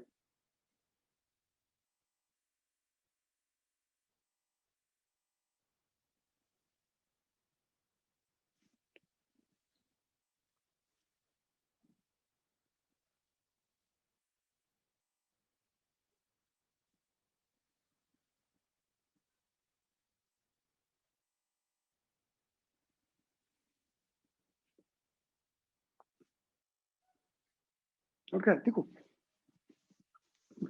कुछ लोगों को ये नहीं समझ में आया सर ये हीट कहाँ से आ गई, एनर्जी कहाँ से आई। देखो समझो बेटा इसको, इस ग्राफ के को समझिए। ये ग्राफ हमें ये बता रहा है वर्क डन बाय एजेंट, मैं एजेंट बोल दे रहा हूं कोई भी जिसके कारण, by agent in deforming the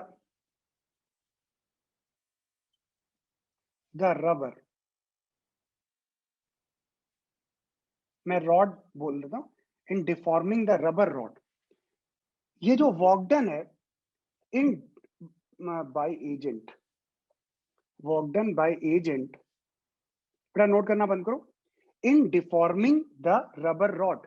इस रबर रॉड को डिफॉर्म करने के लिए जो यहां पर एजेंट ने वर्क किया, वो वर्क डन ज्यादा है compare to work done by material. भाई जब मैंने यहां से लोड हटाया तो मटेरियल की अपनी प्रॉपर्टी होती ना कि अपने नेचुरल स्टेट में जाए। वर्क डन बाय मटेरियल या वर्क डन बाय रबर इन रिटर्निंग इट्स ओरिजिनल स्टेट।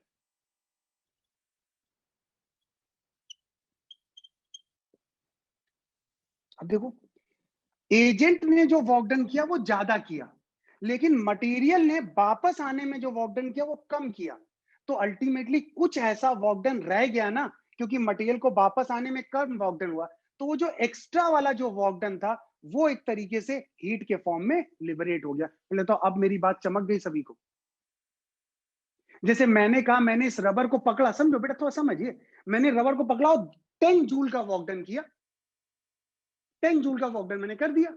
अब जो मटेरियल है वो दोबारा अपनी नेचुरल स्टेट में गया तो उसने 8 जूल का वर्क डन किया, तो 10 में से 8 जूल तो उसके पास चला गया।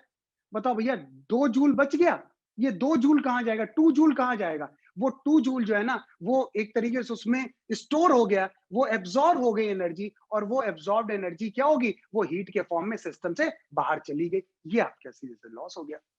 अब तो यार चमका ना भाई।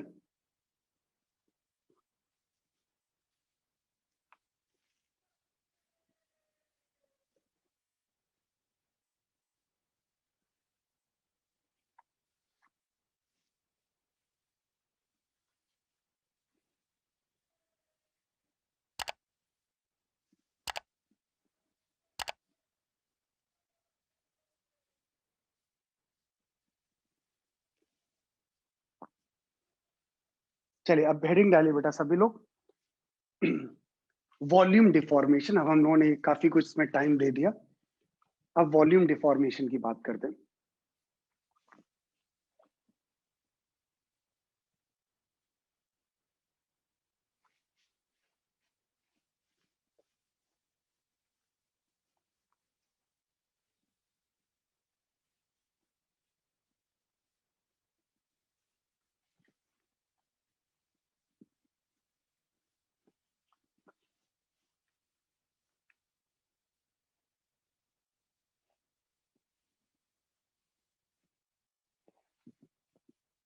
सबसे इंपॉर्टेंट बेटा इलास्टिसिटी में ये आपका लॉन्गिट्यूडनल डिफॉर्मेशन ही है। तो सबसे ज्यादा क्वेश्चन अगर आईआईटी की शीट में देखोगे, सबसे ज्यादा इसी पे बेस्ड क्वेश्चन पूछेंगे। चलिए अब हम लोग बात करते हैं वॉल्यूम डिफॉर्मेशन की बात करते हैं।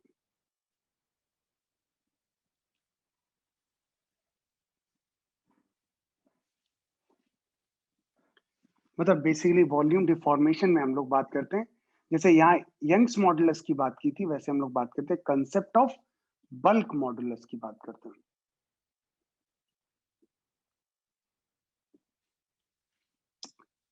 ध्यान दीजिए सभी लोग, तो जैसे अगर मैं यहाँ पे बात करूं बल्क मॉडुलस की बात करूं, है क्या यहाँ पर मेरे पास एक लिक्विड बॉल थी, एक लिक्विड बॉल की बात कर रहा हूं जिसका वॉल्यूम क्या था, वी नॉट था। और हमने इसके भाई अगर कुछ नहीं प्रेशर हमने अगर अप्लाई किया तो सराउंडिंग का एटमॉस्फेरिक प्रेशर तो इस पे लग ही रहा होगा, हर तरफ से इस पे बताओ क्या एक्ट कर रहा होगा, वो एटमॉस्फेरिक प्रेशर एक्ट कर रहा था। तो इस पे हर तरफ से जो है ना क्या लग रहा था, इस पे एटमॉस्फेरिक प्रेशर पी इस पे एक्ट कर रहा था। अब हमने क्या किया, और इसका वॉल्यूम कितना था, वो हमारे पास वी नॉट वॉल्यूम था। ये कोई भी एक लिक्विड की बॉल है इस तरीके। अब मैंने इसी केस की बात करूं, अब मैंने यहां पर क्या किया, मैंने प्रेशर को इंक्रीज कर दिया। अब प्रेशर को इंक्रीज कैसे करेंगे, क्वेश्चन आता है, अरे प्रेशर को क्या इसको एक सिलेंडर में रख दिया होगा और हमने पिस्टन को प्रेस किया होगा, और पिस्टन को प्रेस करके हमने जो है ना प्रेशर को इंक्रीज कर दिया होगा। भाई प्रेशर तो हम इंक्रीज कर ही सकते हैं। जब हमने यहाँ पे प्रेशर को इंक्रीज किया तो उस केस में हमने यहाँ पर देखा इसका जो वॉल्यूम वी नॉट से था वो वी नॉट से डेल्टा वी कुछ कम हो गया, बहुत स्मॉल चेंज होता है। कब, जब हमने प्रेशर को P ATM plus delta P कर दिया, हमने हर तरफ प्रेशर को डेल्टा पी से इंक्रीज कर दिया।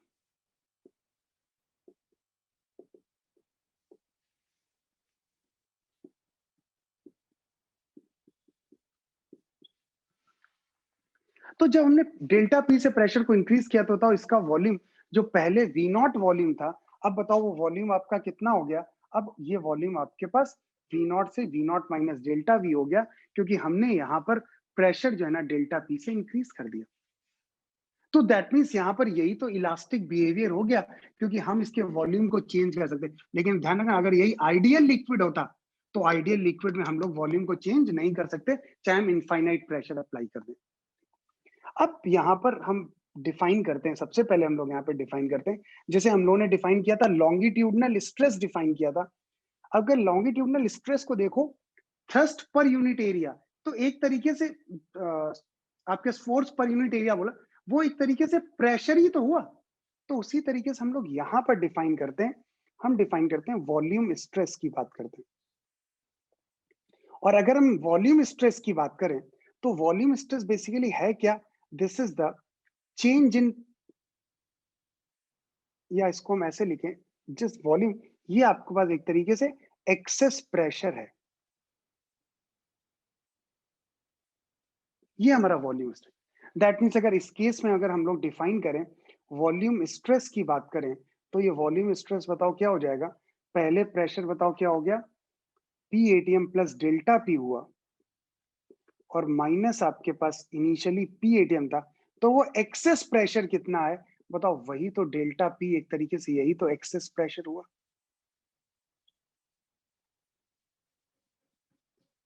ये हमारे पास, तो यहां पर अगर मैं वॉल्यूम स्ट्रेस की बात करूं तो बेसिकली वो हमें क्या देता है, वो एक्स्ट्रा प्रेशर देता है आपके पास, एक्सेस प्रेशर जिसे हम लोग बोलते हैं। ठीक है ना। अब देखो इसके बाद, जैसे हम लोगों ने वहां पर क्या डिफाइन किया था, लॉन्गिट्यूडनल स्ट्रेन डिफाइन किया था, उसी तरह हम लोग यहाँ पे डिफाइन करते हैं वॉल्यूम स्ट्रेन की बात करते हैं।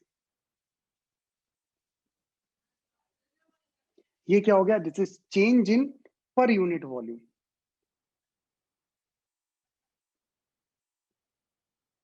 पर यूनिट वॉल्यूम, अगर ये change in per unit volume है, दैट मीन्स वॉल्यूम स्ट्रेन अगर मैं डिफाइन करूं तो वॉल्यूम स्ट्रेन वो क्या हो गया, this is V final minus V initial upon V initial, ये यही तो हुआ। तो अगर मैं इस केस की बात करूं तो ये कितना हो जाएगा, this is equal to V naught minus delta V minus V naught upon V naught. बताओ ये क्या हो गया, माइनस का delta V by V naught. ये किसके बराबर हुआ, माइनस का delta V by V naught. अब बताओ अगर ये minus delta V by V naught हुआ, तो अगर इस पर्टिकुलर केस की बात करें, ये अगर minus delta V by V naught है, अब जरा ध्यान से देखना सभी लोग, हमारे पास वॉल्यूम स्ट्रेन आ गया, हमारे पास वॉल्यूम स्ट्रेस आ गया। अब अगर मैं इस केस की बात, चलो वी नॉट बहुत स्पेस, तो वी लिख दो यार। वी नॉट अगर कुछ आपको पर्टिकुलर वैल्यू लग रही है तो वी लिख दो। वी इज द वॉल्यूम और डेल्टा वी, ठीक। तो बताओ, हमने फिर से वही देखा, हमने वॉल्यूम स्ट्रेस और वॉल्यूम स्ट्रेन का रेशियो कैलकुलेट किया। वॉल्यूम स्ट्रेस और वॉल्यूम स्ट्रेन का रेशियो कैलकुलेट किया, और हमने देखा ये जो रेशियो, हम अगर एक मटेरियल की बात करें, मैंने लेट से वाटर की बात की, हम वाटर का अलग अलग वॉल्यूम लिया, उसके अलग अलग प्रेशर लगाया, हमने देखा उसका रेशियो हमेशा सेम आता है। हमने वाटर की जगह ग्लिसरीन लिया तो उसका रेशियो सेम आता है। मतलब ये जो रेशियो है, this is the property of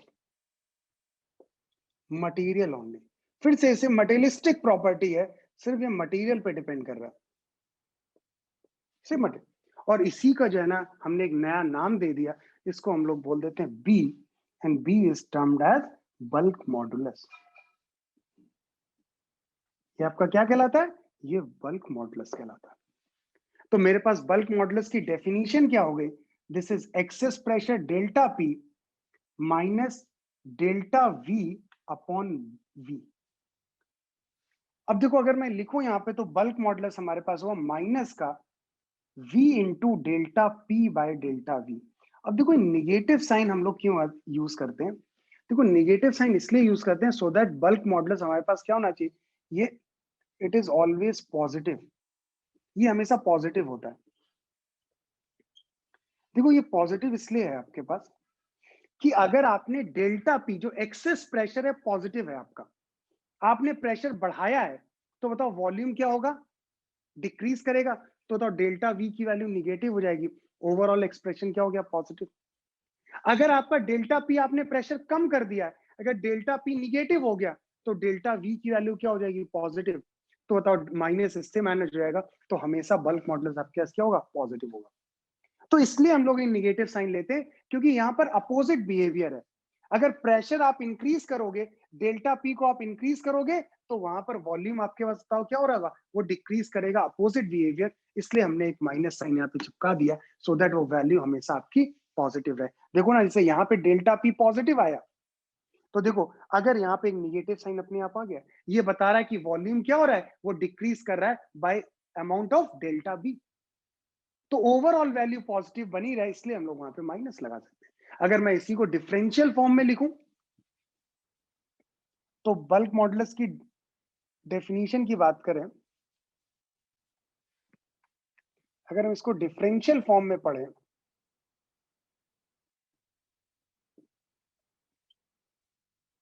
तो डिफरेंशियल फॉर्म में ये आपके पास क्या हो जाएगा? This bulk modulus is defined as minus का v into D P by D V. Complete करो बेटा सभी लोग, ये डेफिनेशन होती है।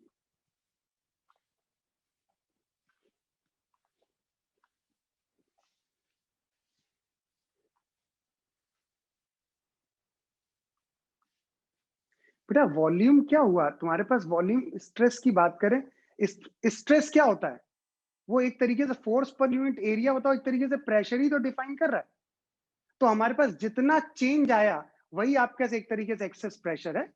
एक्सेस प्रेशर लिखो या फिर उसे चेंज इन प्रेशर लिख दो। भाई इसको डिफॉर्म तुमने किया, डिफॉर्म क्यों हुआ है? वो due to this delta P, वो वही तो आपका एक्सेस प्रेशर हुआ।